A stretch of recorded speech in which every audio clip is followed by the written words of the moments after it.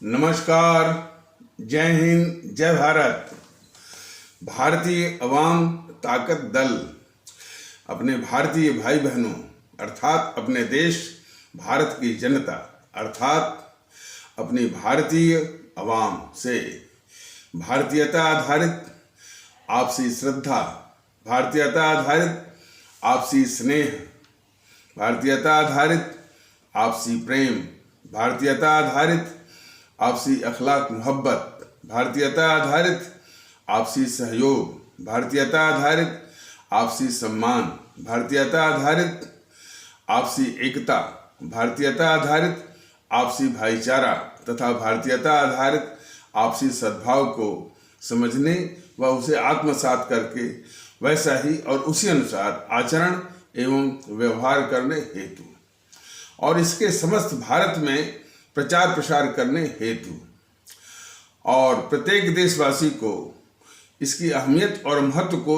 समझाकर उसे अपनाते हुए वैसा ही और उसी अनुसार आचरण एवं व्यवहार करने हेतु और प्रत्येक देशवासी को अपना ही भारतीय भाई बहन मानकर, समझकर, अपनाकर उनके साथ वैसा ही और उसी अनुसार आचरण एवं व्यवहार करने हेतु सतत, सदैव और हमेशा अदब के साथ, आदर के साथ अर्ज करता है, विनती करता है। अब एक रोज जो है वो ये दिखा गया कि जो ये भारतीय अवाम ताकत दल अपने देश में और देशवासियों के मध्य जो है भारतीयता का माहौल लाने के लिए जो है ये कोशिश कर रहा है, उसका असर कहाँ कहाँ तक जा रहा है। तो इसके संबंध में यहाँ तक कि जो जो जो हमारी ट्रेड यूनियंस हैं कर्मचारियों की, उनमें भी ये चर्चाएं इस तरह की चल रही हैं और ये बहुत ही एक सुखद, मतलब जिसको अंग्रेजी में कहते हैं कि दिस ऑगर्स वेल। तो इस तरह के ये समाचार मिल रहे हैं। ये वामदल हमारे देश के लिए कितने बड़े घातक हैं, कितने बड़े दुश्मन हैं, कितने बड़े गद्दार हैं, यह बहुत कम लोगों को मालूम है। और ये जो है जो चुनाव जो लड़ते हैं, पंचायत का हो चाहे स्थानीय निकायों का हो या जो विधानसभाओं का जो चुनाव हो, लोकसभा का जो चुनाव हो, ये तो इनका एक सेकेंडरी मैटर है ना, ये एक गौर चीज है। यह देश की जो व्यवस्था है उसके अंदर किस तरह से कैंसर की तरह घुस जाते हैं, ये खतरा इनसे रहता है। और फिर और जो है और हमारे देश के दुश्मन और हमारा देश का दुश्मन नंबर 1 चीन ही है और कोई नहीं। इसको अमेरिका वगैरह तो बाद में आता है, लेकिन चीन हमेशा भारत को दबाने या हड़पने की फिराक में वो निरंतर रहता है। और उसमें चीन का सबसे बड़ा एजेंट जो है ये वामपंथी है कि मैंने चीन कैसे भारत को पर हावी रहे और देश को, इस भारत को अंदर से कैसे वो कमजोर करना है।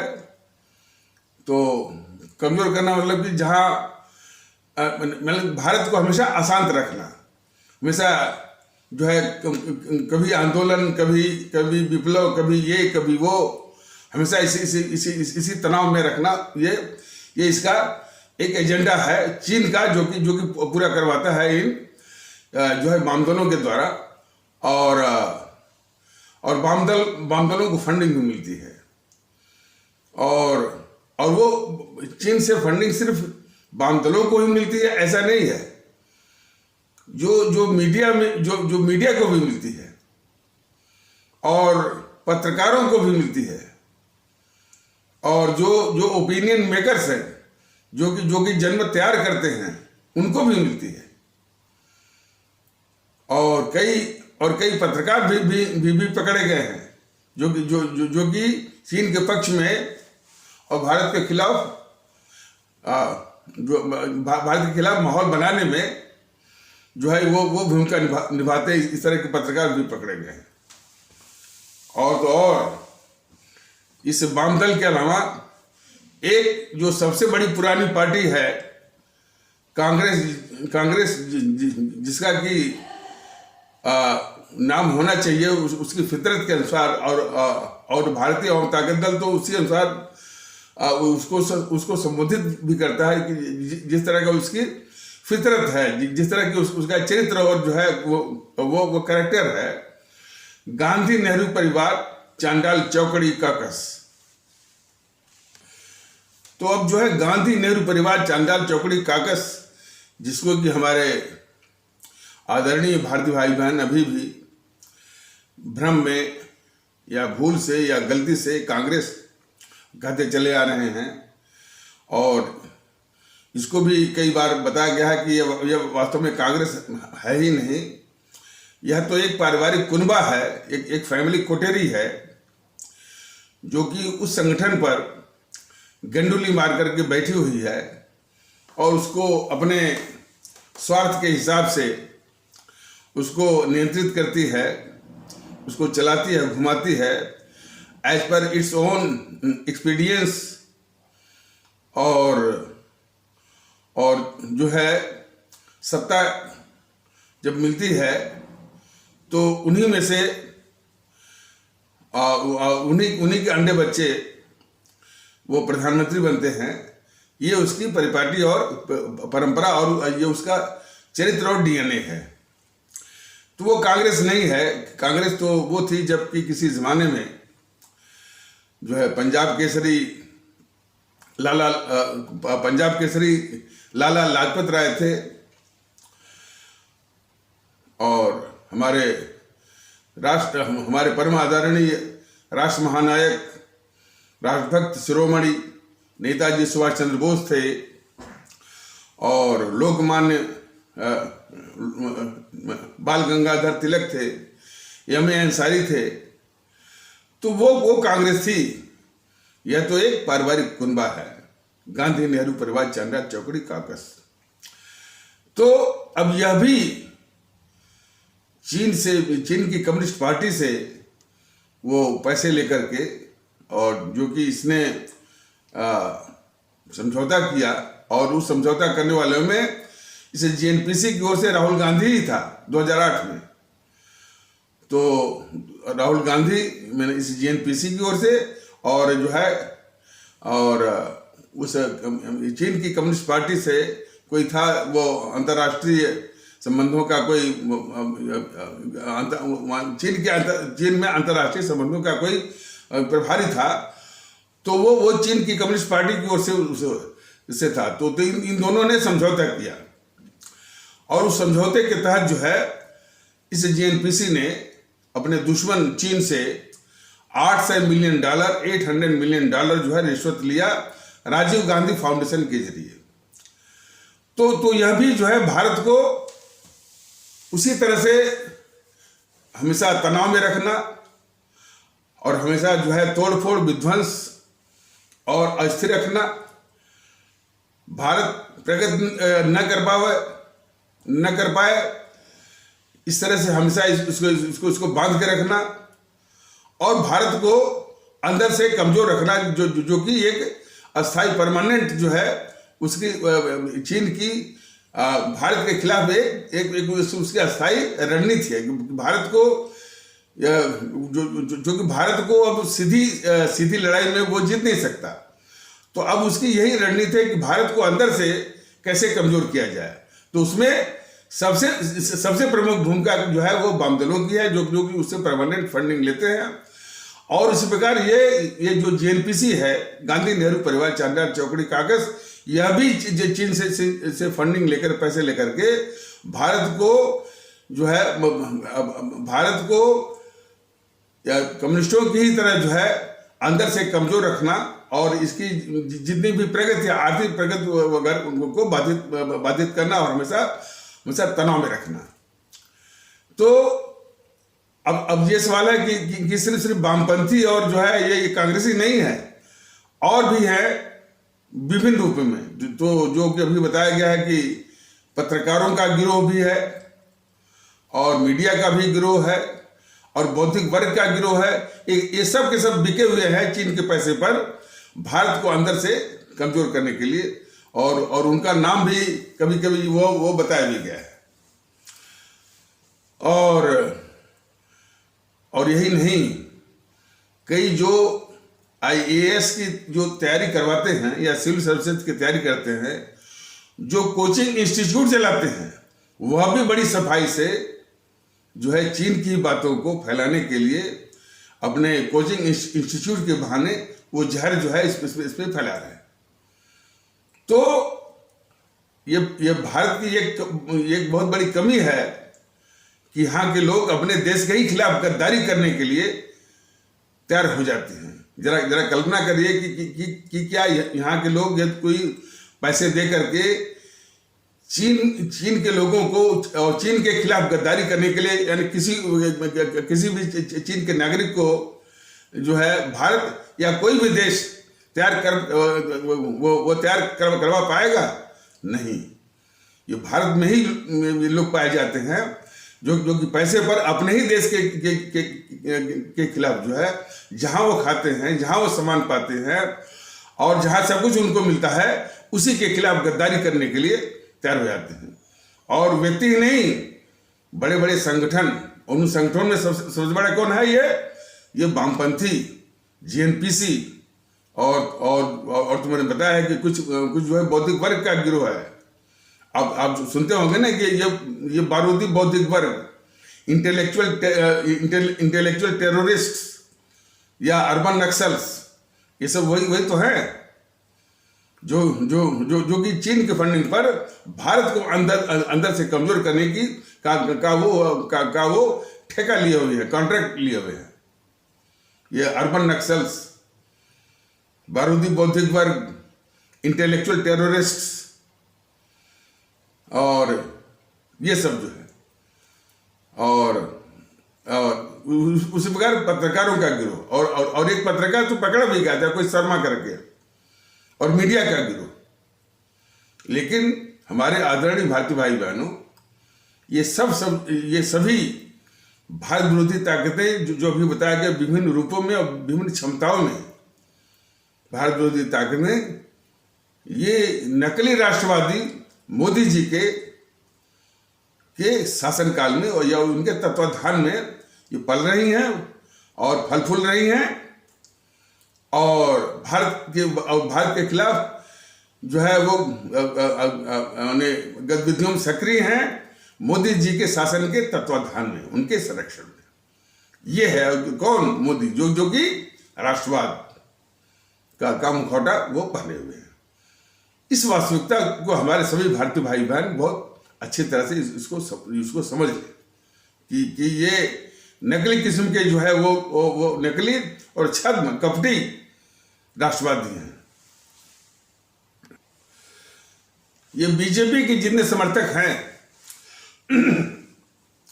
सिर्फ जय श्री राम का नारा दे करके एक ऐसा माहौल बनाते हैं कि बस जय श्री राम का नारा लगाओ, उसी नारे में मस्त हो जाओ। ये वामपंथी कितनी खतरनाक है, GNPC कितनी खतरनाक है, GNPC की रक्षा हमेशा RSS करती है, इस सारी बातों को भूल जाओ। तो ये जय श्री राम का नारा जो लगाने वाले जो हैं और जो माहौल बनाते हैं और जो जिस तरह से माने जब भी चुनाव आता है तो चुनाव बटोरने के लिए एक जो है मानसिक या साइकोलॉजिकल दोहन करने के लिए जय श्री राम जय श्री राम जय श्री राम करके वो देश से संबंधित जितने महत्वपूर्ण पहलू हैं जिस पर कि सभी को जागरूक होना चाहिए, उस पर बिल्कुल शून्य है। वामपंथी कितने खतरनाक है, GNPC वाले कितने वो खतरनाक है, और जो समाजवादी है, समाजवादी से इनका विरोध बस इसीलिए है कि समाजवादी पार्टी इनकी सत्ता छीन सकती है, बस यही बात है। लेकिन समाजवादी समाज के लिए कितना खतरनाक है, कितना वो जो है वो पाकिस्तान परस्त है और जो है देश के दुश्मनों का वो समर्थक है। समाजवादी पार्टी के ही लोग जो है वो तालिबान का वो समर्थन करते हैं, वो भी खुल करके। तो इस पर कोई वो जागरूकता नहीं है, बल्कि वही जो जय श्री राम के नारे लगाने वाले जो है हमारे इस्लाम आस्था वाले भारतीय भाई बहनों को ही कभी जो है कभी उनको जिहादी बोलेंगे, कभी जो है वो पाकिस्तानी बोलेंगे, कभी जो है वो आतंकवादी बोलेंगे और कभी गद्दार बोलेंगे। जबकि ये चरित्र इन समाजवादी पार्टियों का है, ये चरित्र जेएनपीसी वालों का है, ये चरित्र जो है वो टीएमसी वालों का है। तो टीएमसी, आरजेडी, समाजवादी और जेएनपीसी को ये जय श्री राम के नारे लगाने वाले कभी नहीं कहते हैं कि ये आतंकवादी हैं, ये पाकिस्तान परस्त हैं, ये जिहादी हैं और जो है ये देश के गद्दार हैं, कभी नहीं कहते। यही तो बीजेपी के लोग, बीजेपी खुद पार्टी देश के साथ कितनी बड़ी गद्दारी कर रही है, यह देखने वाली बात है। बीजेपी के समर्थक जो जय श्री राम का नारा वो लगवा करके, बताइए जय श्री राम, प्रभु राम जो है सबके हैं और उनका आशीर्वाद सबको प्राप्त है, लेकिन उनका नाम लेकर के जो भुनाते हैं और जो है जो चुनाव बटोरते हैं, और किसका, जो कि ये बीजेपी इन सारे दुश्मनों को पालने वाली, सारे देश के दुश्मनों को पालने वाले, उसके पक्ष में जो है ये माहौल बनाते हैं, या जो है जय श्री राम का नारा वो लगा करके। और जितने भी पाकिस्तान परस्त हैं और जितने भी जिहादी टाइप के हैं और जितने भी वो देश के गद्दार हैं और आतंकवादियों के समर्थक हैं, ये कौन है? यही जेएनपीसी है, समाजवादी पार्टी के लोग हैं, टीएमसी है, आरजेडी के लोग हैं। तो उनको ये जय श्री राम का नारा लगाने वाले या बीजेपी के लोग कभी भी इनको जिहादी नहीं कहते हैं, कभी भी इनको पाकिस्तान परस्त भी नहीं कहते, कभी भी उनको आतंकवादी नहीं कहते, कभी भी इनको जो है देश का गद्दार नहीं कहते। इसके बदले में वो हमारे इस्लाम आस्था वाले भारतीय भाई बहनों या उनके प्रवक्ताओं वगैरह को बोला करते हैं। तो यह भी बहुत बड़ी गद्दारी है बीजेपी वालों की। और तो इतनी बड़ी गद्दार बीजेपी के पक्ष में, यानी प्रभु श्री राम का नाम लेकर के करना, ये सबसे बड़ा जो है सबसे बड़ा अन्याय है कि जिस आस्था के वो प्रतीक है हमारे जो है प्रभु राम, उनका नाम लेकर के ये किस तरह की ताकतों को जो है किस तरह की देश विरोधी ताकतों को ये जो है बचाने का या पालने पोसने का षड्यंत्र करने वाली बीजेपी के पक्ष में सत्ता का माहौल जो है ये बनाते हैं। इसको समझने की आवश्यकता है। तो बताया जा रहा था कि ये जो वामपंथी भारत में हैं, चुनाव लड़ना तो इनके लिए एक गौड़ वाली चीज है। ये भारत की व्यवस्था रूपी जो शरीर में इसके खून, रक्त मज्जा माने ब्लड और बोन मैरो में कैंसर की तरह घुसे हुए, ये घुसना इनका मकसद है। जितनी भी प्रमुख जो है वो यूनिवर्सिटीज हैं, जैसे जवाहरलाल नेहरू यूनिवर्सिटी, ये वामपंथियों ने उस गद्दार इंदिरा गांधी से मिलकर के ये विश्वविद्यालय या ये यूनिवर्सिटी इसीलिए बनाई कि यहां पर देश के गद्दार जेएनपीसी वालों का ये अड्डा बन जाए। और उसी में से तो निकला ये कन्हैया कुमार। अब वो सरेआम कह रहा है कि भारत तेरे टुकड़े होंगे। और भारत की बर्बादी तक जंग जारी रहेगी। और उसको कैसे व्यथा यह है, देश को तकलीफ इस बात की है कि देश विरोधी ताकतें तो हैं, इन देश विरोधी ताकतों को ये नकली राष्ट्रवादी बीजेपी वाले मोदी जो वगैरह कैसे इनके साथ पेश आते हैं, कैसे इनको डील करते हैं, ये दुख रहा है। इतने खतरनाक जो है कन्हैया कुमार ने नारा लगाया कि भारत तेरे टुकड़े होंगे और भारत की बर्बादी तक जंग जारी रहेगी। ये चीज उसने किसी बंद कमरे में नहीं कही, किसी के साथ गुप्त जो है वो गुप्तगु में नहीं कही। उसने खुले रूप में चैलेंज किया स्टेट अथॉरिटी को और हमारे देश की जो संप्रभुता है, जो हमारे देश की जो सार्वभौमिकता है, सॉवरेंटी है, उस पर आघात किया इसने, इस गद्दार कन्हैया कुमार ने। और ये सबसे बड़ा ये प्रमाण है कि मोदी जी ने ऐसे खतरनाक देश के घोर गद्दार कन्हैया कुमार के साथ कैसे डील किया, उसको कैसे निपटाया। ये नकली राष्ट्रवादी मोदी जी, देखिए गद्दारी तो दिन रात ये कर रहे हैं। ये राष्ट्रवाद का मुखौटा पहन करके मोदी जी गद्दारी तो ये क्या दिखाते हैं कि हमारे जो भारतीय फंसे हैं वहां से वो मंत्रियों को लगा दिया, निकाल दिया। ये सब के पीछे जो है हमारे देश के अंदर जो देश विरोधी ताकतें हैं उनको पालना पोसना। और कभी कभी लोग पूछते हैं भाई कि आखिर उनका क्या इंटरेस्ट है उनको पालने पोसने में। सबसे बड़ा उनका इंटरेस्ट जो उनको दिखता है कि इन्हीं देश विरोधी ताकतों को ही तो दिखा करके ये तुलना करवाएंगे अपने को और अपने पक्ष में जो है चुनाव का माहौल बनाएंगे। तो सिर्फ सत्ता के लिए इन देश विरोधी ताकतें जिनका की विनाश करना इस देश के लिए अनिवार्य है, जरूरी है, उसको ये पाल के रखते हैं। ये इतने खतरनाक जो है ये देश विरोधी हैं और जो है मुखौटा पहने हुए हैं राष्ट्रवाद का। इसी तथ्य को, इसी हकीकत को हमारे जो है वो भारतीय भाई बहन जिस दिन समझ जाएंगे उसी दिन से जो है कल्याण जो है वो शुरू हो जाएगा। तो बात की जा रही थी जो है वो जो कन्हैया कुमार है।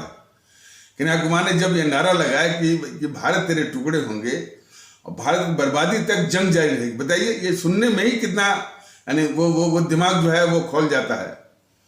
इसको मोदी जी ने क्या किया, अच्छा तो इस तरह का नारा जो खुलेआम जो कि जेएनयू के प्रांगण से लगवाया, तो मोदी जी की जो राष्ट्रवादी मानसिकता पर यानी वो जरा भी असर नहीं हुआ। और जय श्री राम का नारा लगवाने वालों से भी पूछा जाए कि जब कोई कहता है कि भारत तेरे टुकड़े होंगे और भारत की बर्बादी तक जंग जारी रहेगी, उसके प्रति तुम क्या करोगे, पूछिए उनसे। लेकिन है तो जो खुला रूप में इस देश का दुश्मन है, गद्दार है, और ऐसे गद्दारों को राष्ट्रभक्ति का तकाजा ये कहता है कि उसको तुरंत जो है सेना के हवाले करना चाहिए ताकि सेना उसको 1 मिनट में उसको निपटा दे। जिस प्रकार हमारी फौज, हमारी सेना जो है सीमाओं पर जो दुश्मन की सेना जब भी माने आक्रमण करती है तो हमारी भारतीय फौज ये मानती है कि ये सेना दुश्मन की सेना की ये हरकत जो है हमारे देश की संप्रभुता पर, हमारे देश की सार्वभौमिकता पर, उसकी सॉवरेंटी पर वो हमला है उसका। इसलिए हमारी भारतीय फौज जो है उसको सीमा पर ही जो है उसको निपटा देती है। दूसरी प्रकार देश के अंदर जो इसने नारा लगाया इसे कन्हैया कुमार ने कि भारत तेरे टुकड़े होंगे, भारत की बर्बादी तक जंग जारी रहेगी, इसको भी अविलंब तुरंत जो है सेना के हवाले जो है वो करना चाहिए था और करने की अति आवश्यकता थी। लेकिन मोदी महोदय, बीजेपी वाले इस कन्हैया कुमार को देश का गद्दार नहीं मानते हैं, देखिए यही गद्दारी है बीजेपी और मोदी जैसे लोगों की। कन्हैया को ये देश का गद्दार नहीं मानते हैं। इस कन्हैया की गद्दारी को या कन्हैया को बचाने के लिए उन्होंने जिस शब्दावली की खोज की है, टुकड़े टुकड़े गैंग, बस। अब किसी को टुकड़े टुकड़े गैंग कहा जाए और देश का गद्दार के रूप में समझाया जाए, दोनों में जमीन आसमान का फर्क है। और इसी प्रकार देश के गद्दारों को ये बचाते हैं। इसी प्रकार राहुल गांधी, वो कितना बड़ा गद्दार है इस देश का, उसको भी बचाते हैं कि भाई ये तो गद्दार यानी हो ही नहीं सकता। राहुल गांधी देश का गद्दार हो ही नहीं सकता। क्यों? कि वो तो नासमझ है, इमेच्योर है, पॉलिटिकली इमेच्योर है, वो पप्पू है। बस पप्पू समझ करके उसमें आनंद उठाइए। देश का गद्दार तो वो हो सकता ही नहीं है। ये साजिश चल रही है बीजेपी की ओर से उस गद्दार राहुल गांधी को बचाने की।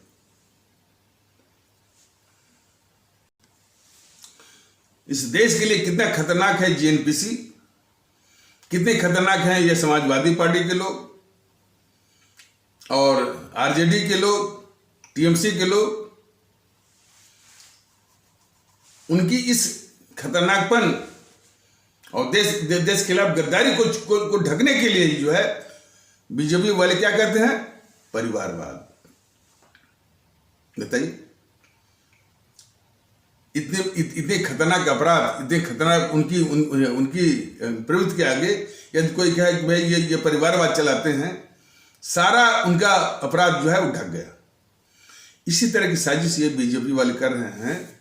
और उसी बीच में जो है जय श्री राम का नारा, जय श्री राम का नारा यानी उस मानसिकता का दोहन है कि देश में कितने खतरनाक किस्म के दुश्मन पाले जा रहे हैं इस मोदी के द्वारा, इस बीजेपी वालों के द्वारा।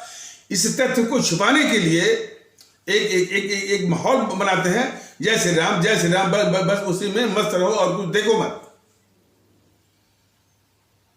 देखिए इनकी सभाओं में वो उनके जितने भी समर्थक हैं और कोई बात सुनने के लिए वो तैयार है ही नहीं। लेकिन जरूरत इस बात की है कि उनको कहा जाए भाई कि देश है तो सब कुछ है, भारत राष्ट्र है तो सब कुछ है। और भारत राष्ट्र के दुश्मन कौन है? ये दुश्मन है और इन दुश्मनों को पालने वाली ये बीजेपी है। इस चीज को बहुत अच्छी तरह से देशवासियों को समझाना है। तो बात चल रही थी कि ये वामपंथी चुनाव लड़ना या उनको सत्ता मिले न मिले ये उनके लिए उतना महत्व का नहीं, ये उनके लिए गौड़ है। बड़ा है कि जो हमारे भारतीय व्यवस्था के जो मार्मिक अंग हैं, वाइटल ऑर्गन्स हैं, उनमें ये किस तरह से कैंसर की तरह घुसे हुए हैं, ये वो गंभीर बात है। तो उसी संबंध में इन्होंने इन गद्दार जो जेएनपीसी वाले हैं उन्हीं के द्वारा जो है वो विश्वविद्यालय बनवाया और वहां पर वो कब्जा करके बैठ गए। तो उनमें सबसे आगे कौन है? जवाहरलाल नेहरू विश्वविद्यालय या जवाहरलाल नेहरू यूनिवर्सिटी जेएनयू। और उसी प्रकार पश्चिम बंगाल में एक है यादवपुर विश्वविद्यालय यूनिवर्सिटी। वहां पर भी ये वामपंथियों का, देश के दुश्मन वामपंथियों का जमावड़ा है। वहां सिर्फ जो है इन कम्युनिस्टों के पक्ष में और भारत के खिलाफ, यानी भारत किस तरह से टुकड़ों में रहा है, इसी की शिक्षा जो है मिलती है वहां पर, यादवपुर यूनिवर्सिटी में भी और जेएनयू में भी। और वही मानसिकता फूट करके बाहर आ जाती है क्योंकि वो माने अब इतनी बेहयाई और इतनी हिम्मत उनकी बढ़ जाती है कि वो कहते हैं कि भारत तेरे टुकड़े होंगे और जो है भारत की बर्बादी तक जंग जारी रहेगी। देखिएगा किसी दिन जो है देखिएगा कि किसी दिन जादवपुर यूनिवर्सिटी में भी इस तरह के नारे लगेंगे और ये मोदी जी किस तरह से उसको बचाएंगे और बचा करके फिर अपने चमचों से जो है जय श्री राम का चमचों से फिर वो जय श्री राम का वो नारा वो लगवाएंगे। और उनके इस तरह के जो चमचे हैं जो कि वो ये नारा लगाते हैं, कभी नहीं पूछते कि ये मोदी जो है देश के दुश्मनों को जो है किस तरह से पाले हैं और किस तरह से उनको निपटाने के बजाय किस तरह से बचा रहे हैं। कन्याकुमारी को मोदी जी ने किस प्रकार बचाया है यह देश ने देखा है। मोदी जी ने ये देश के दुश्मन जो है ये सोनिया गांधी ने जितने सीए पर हिंसा भड़काई किस तरह से बचाया है, इसको भी देश ने देखा है। मोदी जी और बीजेपी वाले किस तरह से इस गद्दार राहुल गांधी को बचा रहे हैं, यह भी देश देख रहा है। तो जितने भी जय श्री राम के नारे लगाने वाले हैं वो यानी प्रभु राम का नाम बदनाम करने के बजाय इन बातों पर गंभीर हों। तो ये वामपंथी जो शिक्षण और जो है ना मूर्धन्य शिक्षण संस्थाओं जैसे जेएनयू और जादवपुर यूनिवर्सिटी में जाकर कब्जा करके बैठ गए। अब यहीं से जो सिविल सर्विसेज में जो जाते हैं, जो कि ब्यूरोक्रेसी का हिस्सा बनते हैं, नौकरशाही का हिस्सा बनते हैं, ये घुसे हुए हैं। यहीं से जो है जो न्यायपालिका है, इसमें भी वामपंथियों के एजेंट जो है वो घुसे हुए हैं। न्यायपालिका में भी जो उच्च न्यायपालिका, और यहीं से भारत विरोधी जो है वो बौद्धिक वर्ग तैयार हुआ है, जो कि देश को या आप सभी को अर्बन नक्सल के रूप में, बारूदी बौद्धिक वर्ग के रूप में और जो है इंटेलेक्चुअल टेररिस्ट के रूप में दिखता है। लोग जो है हमारे देश के लोग जो है पीएफआई और सिमी पर तो जो है बहुत मचाते हैं हो वाला। अच्छा, पीएफआई तो जो है जब भी चुनाव आता है तो पीएफआई के लोग, सिमी के लोग जो है वो इसी गद्दार सोनिया गांधी के साथ जो है अक्सर मिलते हैं चुनाव के वक्त। खास करके दक्षिण के राज्य में जब चुनाव होगा, कर्नाटक हुआ, केरल हुआ और कभी कभी आंध्र प्रदेश हुआ, इसमें जब भी चुनाव होता है तो सिमी के और पीएफआई के तमाम मेंबर जो है इन जीएनपीसी वालों के साथ मिलते हैं। और कभी कोई तो सोनिया गांधी के साथ वो फोटो मिले हैं। इसे जो जीएनपीसी का एक चमचा है ना, वो दिग्विजय सिंह, उसके साथ जो जाकिर मूसा नाइक की जब फोटो आई तो ये राष्ट्रवादी बीजेपी, राष्ट्रवादी मोदी जी और जो है ये बीजेपी वाले क्या करते हैं, सिवा एक दिखावा का उनकी आलोचना कर दिया। लेकिन दूसरा कोई देश होता और दूसरा कोई देश होता और दूसरा कोई राष्ट्रभक्त किस्म का जो है शासक प्रशासक होता है या प्रधानमंत्री होता, तो जाकिर मूसा नाइक को तो बाद में खोजता। इस जो है वो दिग्विजय को पहले ही उसको लात मार करके बाहर कर देता। लेकिन इस दिग्विजय को मोदी जी पालेंगे, शिवराज सिंह उसको पालेंगे। इसी दिग्विजय की बात सुना करके जो है वो वोट बटोरेंगे। तो ये देश की समस्याओं का समाधान नहीं करते हैं, समस्याओं को पाल करके उसको दिखा करके अपने पक्ष में जो है सिर्फ वोट सत्ता के लिए। और कहते क्या है, नेशन फर्स्ट। इनके लिए, बीजेपी वालों के लिए नेशन जो है कभी भी फर्स्ट नहीं है।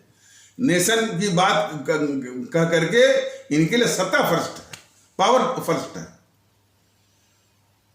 इतने खतरनाक हैं ये बीजेपी वाले और मोदी जी।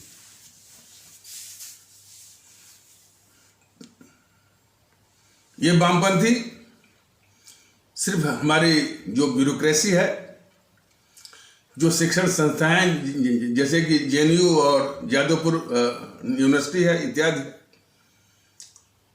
बौद्धिक वर्ग में, पत्रकारों के गिरोह में, मीडिया के गिरोह में, ब्यूरोक्रेसी के गिरोह में, सॉरी, और जो है ब्यूरोक्रेसी में ही कैंसर की तरह नहीं फैले हुए हैं। जो हमारे समाज में जो कई तरह की जो तंजीमें हैं, ट्रेड यूनियंस कर्मचारियों की, उनमें 80% जो है ये कैंसर की तरह फैले हुए हैं। जितने भी मजदूर संगठन हैं, जितने भी किसान संगठन हैं, जितने किसान मजदूर संगठन हैं, उनमें भी ये फैले हुए हैं। तो किस तरह से वामपंथी, वो चीन के एजेंट, भारत के दुश्मन, इस तरह से फैले हुए हैं। तो हमारा और हमारा और जो है भारतीय जनता दल का इन सभी भारतीय भाई बहनों से, जो कि ट्रेड यूनियन है, जो है किसान संगठन की जो ट्रेड यूनियन में जो भी हमारे आदरणीय भारतीय भाई बहन हैं, जो और जितने भी जितने भी हमारे आदरणीय भारतीय भाई बहन वो किसान संगठनों में हैं, मजदूर संगठनों में हैं, किसान मजदूर संगठनों में हैं, ये सभी लोग अच्छी तरह से जान लें कि ये वामपंथी से तुरंत नाता तोड़िए। वामपंथियों को निकाल बाहर करिए। यह देश के लिए बहुत ही खतरनाक है। और हमारा वो काफी जो है वो भारतीय भाई बहनों से निवेदन है कि हमारे इस वीडियो को जो है हमारे यानी उन तबकों में अच्छी तरह से वो जो है पहुंचवाएं। और जितने भी ये कर्मचारियों का संगठन है, जितना भी ट्रेड यूनियन है, और जो है वो किसानों का संगठन है, किसान मजदूरों का संगठन है, उनमें जितने भी हमारे आदरणीय भारतीय भाई बहन हैं, इस पर गौर करें कि देश रहेगा, देश महफूज रहेगा और देश का अस्तित्व बचा रहेगा, तभी आपकी यूनियन चलेगी, तभी आपको वो चलेगी। तो देश की सुरक्षा के लिए वहां से कम्युनिस्टों को वहां से भगाएं। पूरा जो है वो जो यानी वामपंथी मुक्त करें वहां से। आप ट्रेड यूनियन चलाइए, कोई बात नहीं, आपके तमाम इशू होंगे। और ये सरकारें तो बड़ी जो हमारे मजदूरों की जो समस्याएं हैं उसके प्रति कितनी यानी उदासीन होती है। और जब कोई आंदोलन होता है वो तभी जागृति, ये उसकी आदत है। तो आप चलाइए, लेकिन वहां से इन देश विरोधी, देश के गद्दार कम्युनिस्टों को भगाइए वहां से। और बाद में जो ये कैंसर की तरह जो फैले हुए हैं, न्यायपालिका में कैंसर की तरह फैले हुए हैं, ब्यूरोक्रेसी में कैंसर की तरह जो फैले हुए हैं, हमारे जो है वो बौद्धिक वर्ग में कैंसर की तरह जो फैले हुए हैं, और जो है ये पत्रकारों के रूप में, पत्रकार के गिरोह के रूप में और मीडिया के रूप, वहाँ भी निकालने की बात आएगी। जब भी हमारे आदरणीय भारतीय भाई बहन या हमारे आदरणीय मतदातागण भारतीय भाई बहन सत्ता का उपकरण जो है अपने आशीर्वाद से भारतीय अवाम ताकत दल को देंगे, तो निश्चित है इनकी भी सफाई की जाएगी। वक्त लगेगा, बहुत साफ हो सकता है, और विद जो कि बार बार कहा जाता है, विद कंप्लीट डिसइंफेक्टमेंट। तो डिसइंफेक्टमेंट मतलब कि जो है उसमें जो सैनिटाइजर, ताकि फिर इस तरह के कीड़े मकोड़े जो है उसमें आ नहीं पाए। तो ये काम बहुत बड़ा है। और लेकिन हमारी अवधारणा जो है वो शुद्ध होनी चाहिए। जो जिस तरह का ये वातावरण बनाते हैं बीजेपी वाले जो है, वो बहुत ही राष्ट्रघाती है। जिस तरह बनाते हैं कि सिर्फ जो है जय श्री राम का नारा लगाओ और इसके बाद जो है वो कुछ भगवा वगैरह पहन लो। लेकिन मोदी जी के, बीजेपी वालों की जो राष्ट्रघाती जो प्रवृत्ति है, देश के दुश्मनों को पालना, उनकी रक्षा करना, उनकी गद्दारी के पापों को ढकना, उसको समझे वो।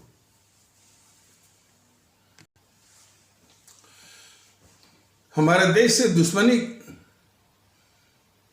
करने का और इसी देश में रह करके अपने देश से दुश्मनी करने का वो एक ऐतिहासिक जो है वो उसकी यानी पृष्ठभूमि है।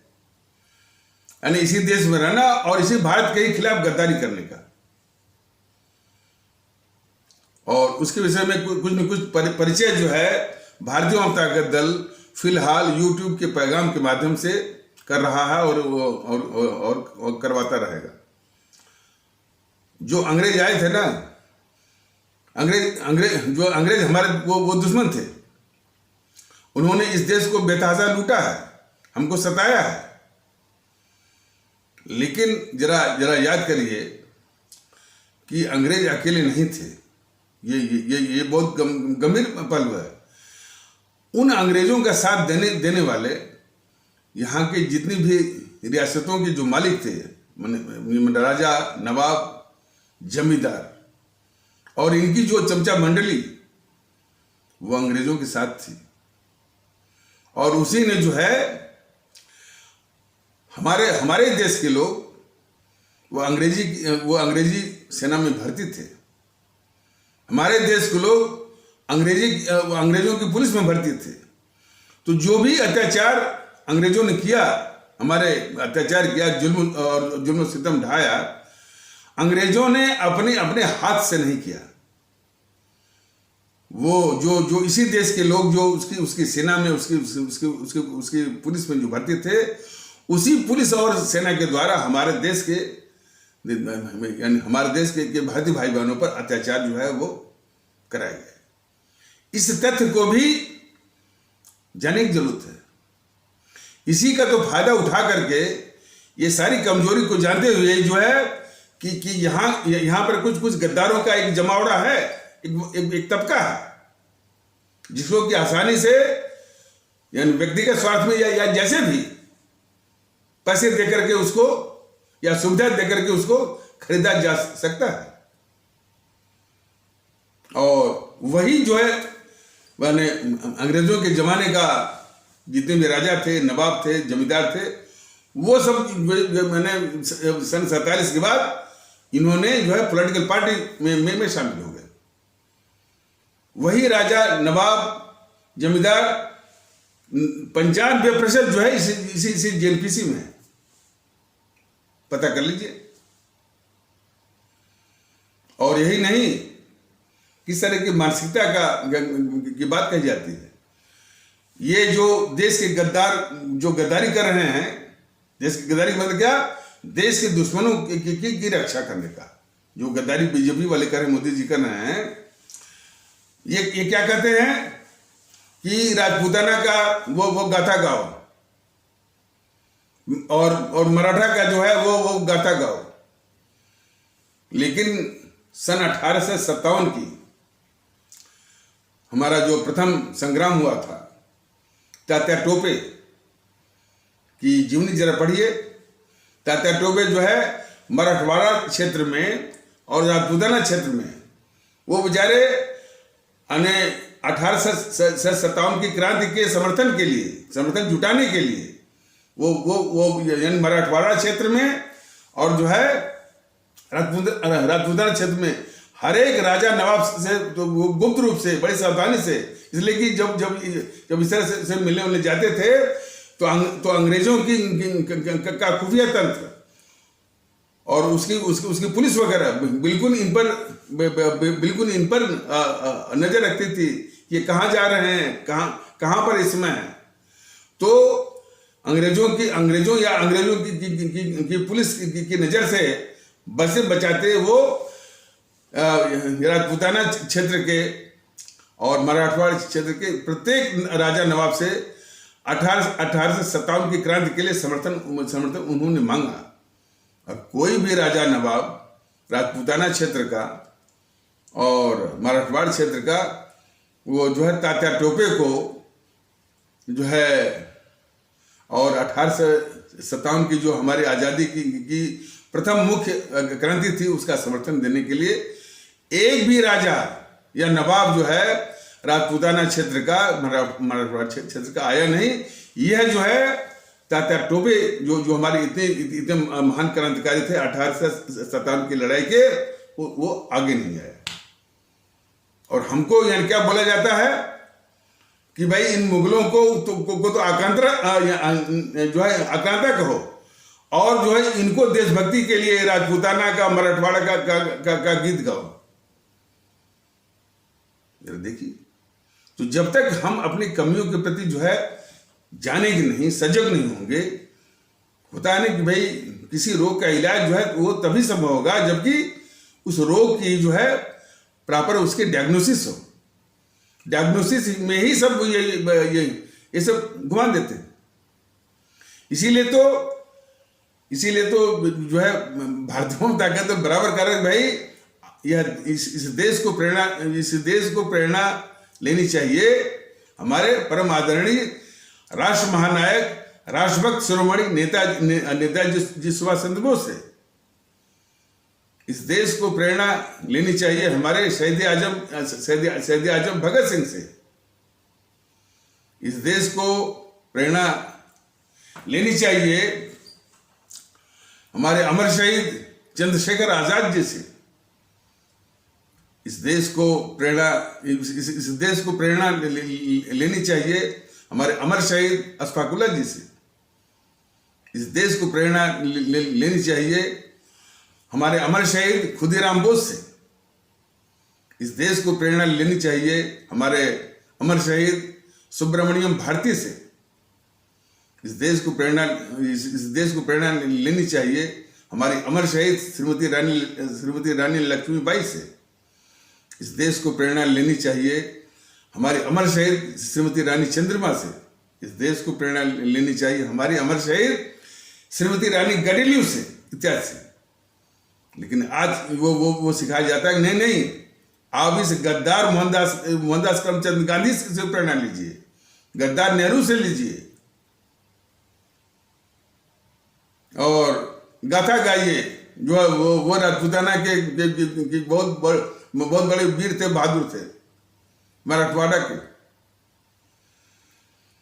तो इस देश को जिस माहौल की आवश्यकता है जो कि भारत राष्ट्र को मजबूत करने के लिए जो कारक हैं, जो पहलू हैं, वो हमारे इन अमर शहीदों से, इन हमारे जो अमर शहीद जिनका अभी नाम लिया गया है, ये अमर शहीद क्रांतिकारी और जो सबसे बड़े वो राष्ट्रभक्त थे, इनकी कुर्बानी, शहादत और इनकी जीवनी से।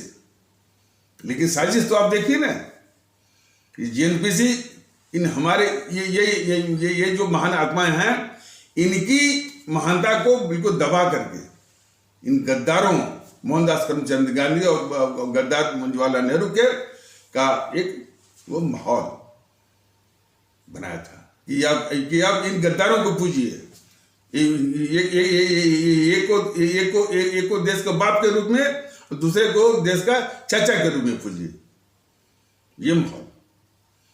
और तो ये बीजेपी भी, मोदी भी उसी को देश के बाप के रूप में और देश के चाचा के रूप में, बीजेपी और मोदी जी भी उन्हीं गद्दारों को पूज रहे हैं। और एक और साजिश चल रही है बीजेपी के जो शिव सालारों के द्वारा कि जब ये भारतीय जनता दल बात उठा रहा है कि भाई इस सारी समस्याओं के निदान के लिए जो है हमारे देश की जनता ने मोदी महोदय को इस देश का प्रधानमंत्री बनाया। जब बना दिया तो राष्ट्रवाद के नाम पर वोट बटोरा, सत्ता हाथी आई। और किसके राष्ट्रवाद के नाम पर नहीं कि भाई मोदी जी ने खुद बोला था कि इतना काला धन जो है कि यदि आ जाएगा तो हर एक के खाते में 10 या 15 लाख रुपए हो जाएंगे। उस काला धन पर ये मोदी महोदय गेंडुली मारकर बैठ गए, पूरा चुप हो गए और इनकी घिघी बंद हो गई। इस पर जो है बीजेपी के जितने भी शिव सालार हैं, डी.के. दुबे, हर्षवर्धन त्रिपाठी, मनीष कुमार, मनीष शुक्ला, मनीष ठाकुर और ये जो है वो नीरज अत्री और उन्हीं की चमचागिरी ये भी करता है। पुष्पेंद्र कुलश्रेष्ठ ये नहीं पूछता है कि जो काला धन पर बोले थे मोदी जी और बीजेपी वाले, क्या हुआ उसका।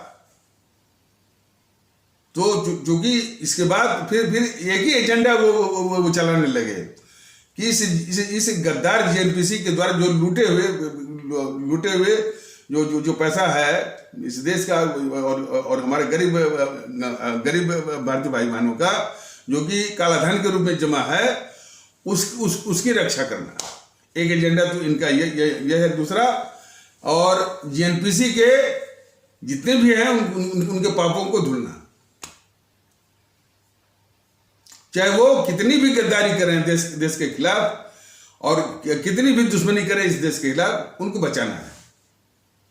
और विभिन्न शब्दावलियों से, क्या शब्दावली है? परिवारवाद चलाते हैं। बीजेपी वालों का इस जीएनपीसी के ऊपर बस एक ही आरोप रहता है, परिवारवाद, पप्पू, बस। कितना खतरनाक है ये इस देश के लिए, इस पर नहीं बोलते हैं। और इस पर न बोलते हैं, और देश भी इसको जान न पाए, इसकी भी साजिश करते हैं। और इस खतरनाक जीएनपीसी को बचाने के लिए क्या क्या साजिशें नहीं करते हैं। हमारे इतने अमर शहीद हैं, हमारे जो है वो सुभाष चंद्र बोस जी हैं, भगत सिंह हैं, और हमारे जो है वो सुब्रमण्यम भारती हैं, खुदीराम बोस हैं, वो बहुत सारे हैं। इनमें सिर्फ दो ही को उठाते हैं, एक गोडसे को और एक सावरकर को।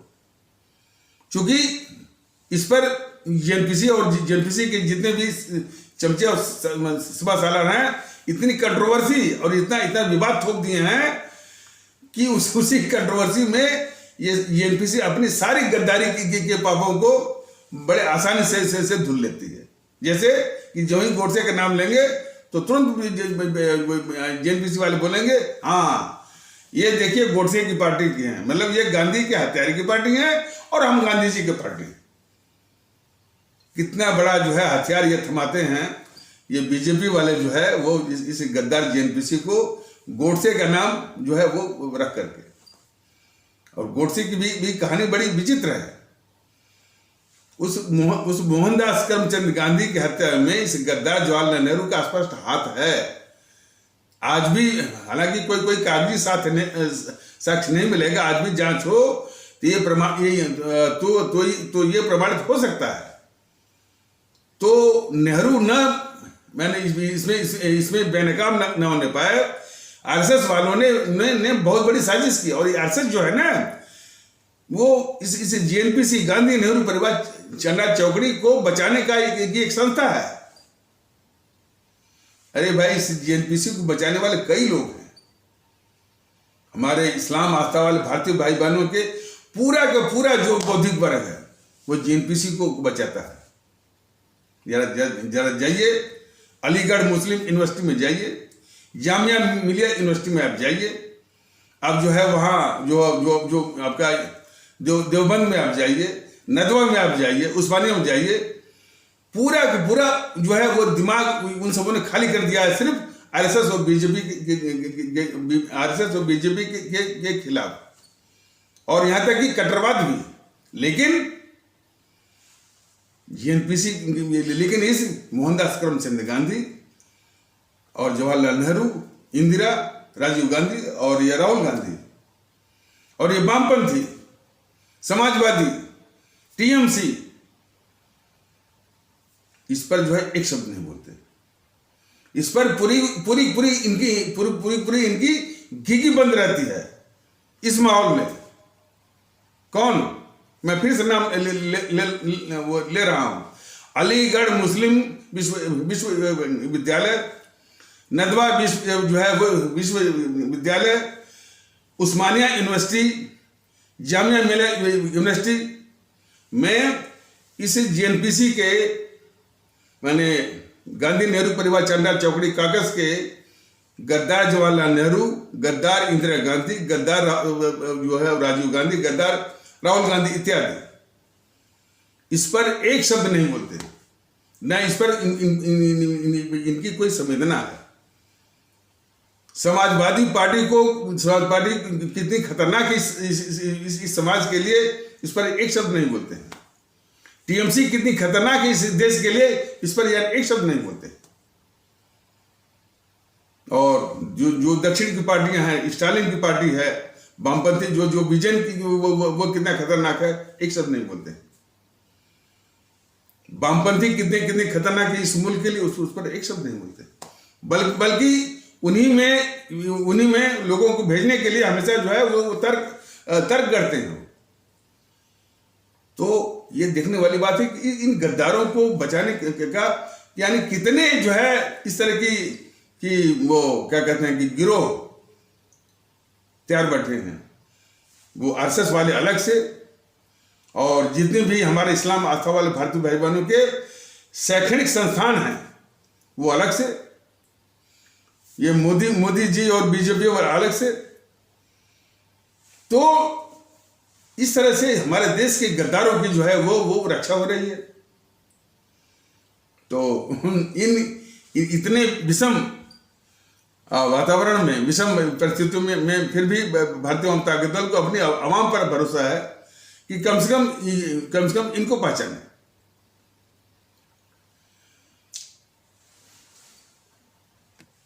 तो देश ने भरोसा किया कि मोदी महोदय ने बहुत बोला कि इस एनपीसी ने इस देश को लूटा है, तो उसका काला धन लाएंगे और जो है वो देश के काम में आएगा। इन मोदी महोदय से मोदी महोदय से पूछा जाना चाहिए कि जो महंगाई के चक्की में जो है यानी हमारे देशवासियों को जो पीस रहे हो, और महंगाई इतनी ज़्यादा हो गई। देखिए, जब महंगाई जब होती है तो जो संपन्न होते हैं, जो मैनेज कर लेते हैं, जो भ्रष्टाचार के द्वारा जिनका पूरा ऑपुलेंस फैला हुआ है, उन पर महंगाई का असर नहीं होता है। महंगा हुई है तो जो व्यापारी वर्ग, बड़े बड़े व्यापारी हैं, उद्योगपति, उन पर क्या असर होगा?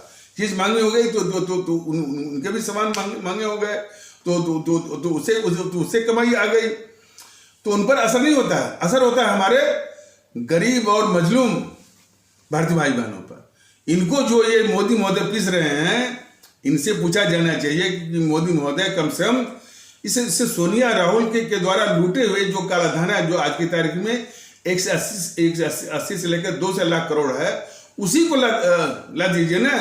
ला करके जो मैंने तेल की कीमतों में जो उछाल है, उसी पर सब्सिडी दे करके जो है डीजल की कीमत घटाइए, और डीजल की कीमत घटते ही बाकी सब जो जितने भी वस्तुएं हैं खाने पीने की और भी आवश्यक चीजें हैं, उनका दाम वो घट जाएगा या घट सकता है। और हमारी जो है जो जनता जो है बिल्कुल इस महंगाई की मार से निजात उसको मिल सकती है। लेकिन ये मोदी महोदय, इनकी वफादारी जो है वो जेएनपीसी और जेएनपीसी के द्वारा लूटे हुए वो लूट करके जमा किए हुए काले धन पर। और ऐसे ही मोदी महोदय बोलते हैं कि सबका साथ सबका विश्वास। तो इनका साथ जो है जेएनपीसी के साथ है मोदी महोदय का, इनका साथ इनका साथ जो है देश के गद्दार जेएनपीसी के साथ है, इनका साथ जो है गद्दार जो है वो वामपंथियों के साथ है, और इनका साथ जो है वो समाजवादियों के साथ भी है। अब आपने देखा होगा कि ये मुलायम सिंह ने कुछ कान में कहा है, मुलायम सिंह ने मोदी जी के कान में कहा है। अब वो ये रहस्य बना हुआ कि आखिर मुलायम सिंह ने मोदी जी के कान में क्या कहा, और उसी का असर दिख रहा है कि अब मोदी जी अब तक तो रक्षा कर रहे थे जेएनपीसी के वामपंथियों का, अब वही मोदी जी ये जो समाज का दुश्मन, ये जो समाजवादी पार्टी है, उसको भी बचाएंगे, उसकी भी वो रक्षा करेंगे। हाँ, उसका इस्तेमाल जो करेंगे चुनाव के वक्त, क्योंकि उसको दिखा करके तुलना करेंगे, और जो है अपने पक्ष में जो है वो चुनावी माहौल बनाएंगे। तो एक तो जब ये भारतीय जनता दल इस तरह की बात उठा रहा है कि भाई आप कार्रवाई क्यों नहीं करते हैं, इस देश के संविधान ने जो है संविधान की धारा 356 की व्यवस्था की है, इतनी देश विरोधी जो है वो गतिविधि में लिप्त है ये ममता बनर्जी, विजयन, स्टालिन इत्यादि जो है, कार्रवाई क्यों नहीं करते?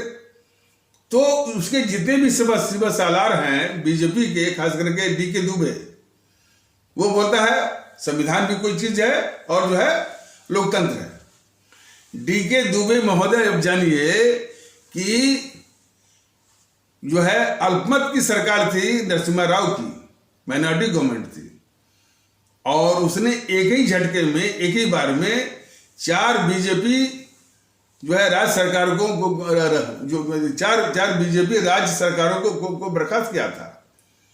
और इस जेएनपीसी ने जो है चुनी हुई सरकारों को भी जो है बराबर जो है वो सैकड़ों चुनी हुई सरकारों को बर्खास्त किया है, हालांकि अपने स्वार्थ में किया था। तो जो संवैधानिक व्यवस्था है, संविधान की धारा 356 की व्यवस्था है, ये इसी गद्दार ममता बनर्जी के लिए है, गद्दार केजरीवाल के लिए है, गद्दार विजयन के लिए है, गद्दार जो है वो स्टालिन के लिए है। लेकिन ये वोट बटोरने के राष्ट्रवाद के नाम पर इन सारे देश के दुश्मनों को पालेंगे और जो है डीके दुबे जैसे लोगों को छोड़ देंगे कि इस जो ये निकम्मापनी है मोदी जी का, जो धोखाधड़ी है अपने आवाम के प्रति, कि अपनी आवाम को इन देश के दुश्मनों से बचाए हैं। तो इस धोखाधड़ी को छुपाने के लिए डीके दुबे जैसे लोगों को छोड़ दिया है, जो कि कहते हैं कि जो है वो मोदी जी ये ममता बनर्जी को, केजरीवाल को, विजयन को, स्टालिन आदि को हटा नहीं सकते, क्योंकि लोकतंत्र और संविधान है। वो डीके दुबे एक दिन मैं देख रहा था, इन वामपंथियों की तमाम बातें कर रहा था सन 62 से, और ये जो है सन 62 में इनकी गद्दारी देखी गई, ये जो है वो हमारे फौजियों के लिए यानी खून देने की बात आई तो साफ इन्होंने जो है वो इनकार कर दिया। जब भी हमारे फौजी मारे जाते हैं तो ये जश्न मनाते हैं। तो देश के गद्दार तो हैं ही, देश के गद्दार है। अब उनकी गद्दारी को अब आप डीके दुबे जैसे लोग, बीजेपी के लोग, मोदी जी जैसे लोग उसको छुपाएं, ढकें तो ये और बात है। और जो है कुछ, और जो है वो चुनाव के मौके पर सिर्फ दिखावा के नाम पर कभी बोल दिया जो सिर्फ चुनाव के लिए, वो और बात है। वामपंथी इस देश के दुश्मन हैं। अब क्या वर्णन करेंगे? शुरू से भाई वो बराबर मानते हैं कि भारत, वो मानते ही हैं कि भारत एक राष्ट्र नहीं है, बल्कि इसमें 70-72 वो राष्ट्र है। वो इस देश को टुकड़े वो करना चाहते हैं। इसीलिए तो उनका उसका जो कन्हैया कुमार है तो बोला था कि भारत के टुकड़े होंगे। लेकिन इनको जो है देश ने चुनकर के मोदी जी को भेजा। मोदी जी कर क्या रहे हैं यह देखने की बात है।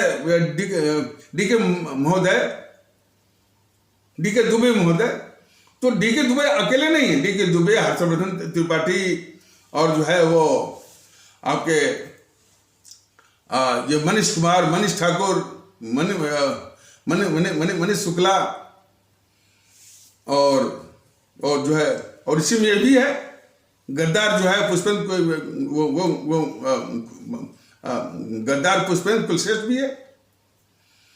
तो यह भी नहीं कहता है कि भाई ये मोदी जी जो है जो यानी भारत द्रोही, ये ममता बनर्जी भारत द्रोही, जो विजयन भारत द्रोही, स्टालिन और ये केजरीवाल को ये पाल रहे हैं ये मोदी जी।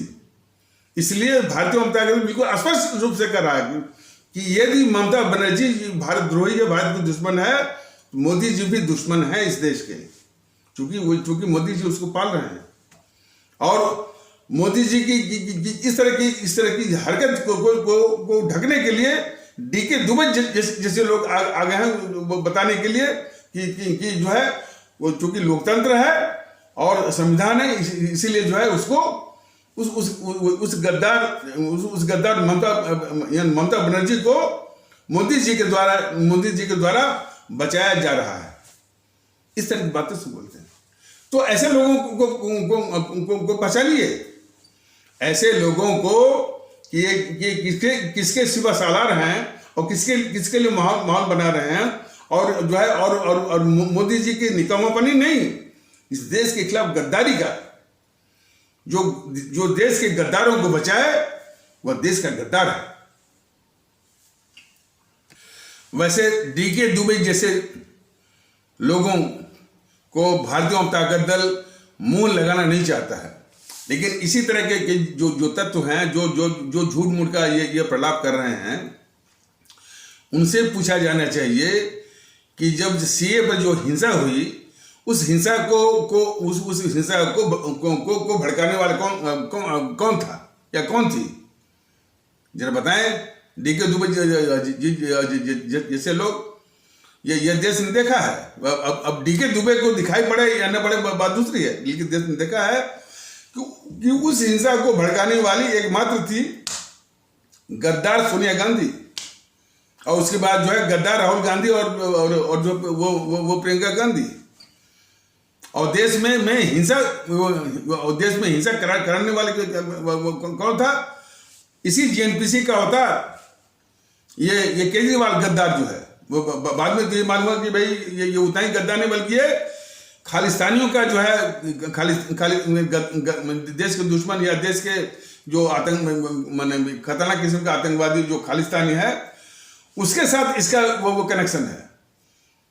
तो यदि केजरीवाल इस देश का गद्दार है, तो केजरीवाल गद्दार को पालने वाले मोदी जी भी इस देश के गद्दार। तो इसके विषय में भी वो जवाब दें डीके महोदय कि मोदी जी केजरीवाल जैसे गद्दारों को क्यों पाल रहे हैं। ये सारा जवाब जो है बीजेपी के जितने सालारों को देना पड़ेगा, और यही जवाब हमारे आदरणीय भारतीय भाई बहन, हमारे आदरणीय आवाम इन छुपे हुए देश के गद्दारों से सवाल करे कि कितनी सफाई से हमारी आवाम के खिलाफ, हमारे देश के खिलाफ जो है ये गद्दारी कर रहे हैं, हमारे देश के दुश्मनों को पाल करके। और इस तरह की जागरूकता होना जरूरी है, और इनको पहचानिए ना। भारतीय आवाम ताकत दल कहता है कि भाई इस भारत राष्ट्र को मजबूत करने के लिए भारतीय एकता की आवश्यकता है। इसके विपरीत बीजेपी वाले कहते हैं कि नहीं, भारतीय एकता की जरूरत नहीं है, हिंदू एकता की जरूरत है। फिर इसी को फिर जो है भारतीय आवाम ताकत दल के इस मुहिम को, इस प्रयास को, इस आंदोलन को कि देश में भारतीय एकता होनी चाहिए, उसको डिरेल करने के लिए वो आरएसएस वाला बोलता है कि नहीं, हिंदू मुस्लिम में एकता होनी चाहिए, दोनों का डीएनए एक है, और जो है घर वापसी करो। कितनी खतरनाक किस्म के हैं। और ये जो आरएसएस है, वो तो जीएनपीसी को बचाने वाली या उसकी रक्षा करने वाली एक बहुत बड़ी एजेंट है। भारतीय आवाम ताकत दल ने तो विश्लेषण करके बताया हुआ है कि ये जो है आरएसएस जो है जीएनपीसी का जो है वो कैट स्पा है, बिल्ली का पंजा है। हर वक्त जो है वो रक्षा करती रहती है। अरे 60-70 साल तक जो उसने सत्ता पर काबिज रही ये जीएनपीसी जो है, उसमें सबसे बड़ा यदि किसी का हाथ है, योगदान है, तो इसी आरएसएस का है। आज भी जो है वो हिंदू राष्ट्र बताइए, हमारा देश चलता है संविधान से। ये मोदी महोदय, योगी महोदय शपथ लेते हैं संविधान का और बोलते हैं कि नहीं, हम तो गर्व से हम कहते हैं कि हम हिंदू हैं, फलाने हैं, ढेकाने। ये धोखेबाजी जो है वो बीजेपी के द्वारा चल रही है।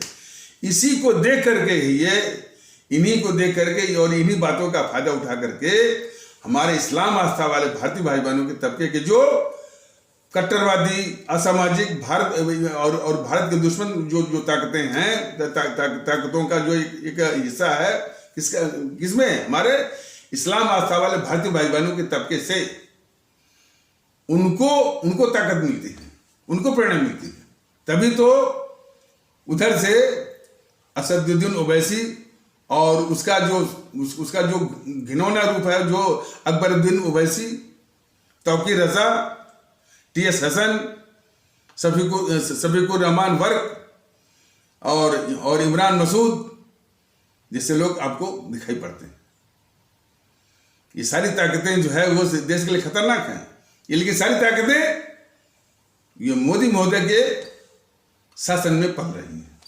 ये सभी जो है भारत को हमेशा जो है तनाव में रखना, भेद विभेद पैदा करना, ये इनका जो है मुख्य वो मकसद है। लेकिन अपनी जो आदरणीय आवाम है, जरा अपने कर्तव्य को समझे। अभी अंतिम चरण है ये उत्तर प्रदेश के विधानसभा का, तो नोटा को न भूले, नोटा को साकार करके दिखाए, और सिर्फ नोटा नोटा नोटा, और इसके प्रतिशत को 90 के ऊपर ले जाए। तो इसी विनती के साथ और इसी दरख्वास्त के साथ इस आवश्यक परिचर्चा को यहीं पर विराम दिया जाता है। तब तक के लिए नमस्कार, जय हिंद, जय भारत।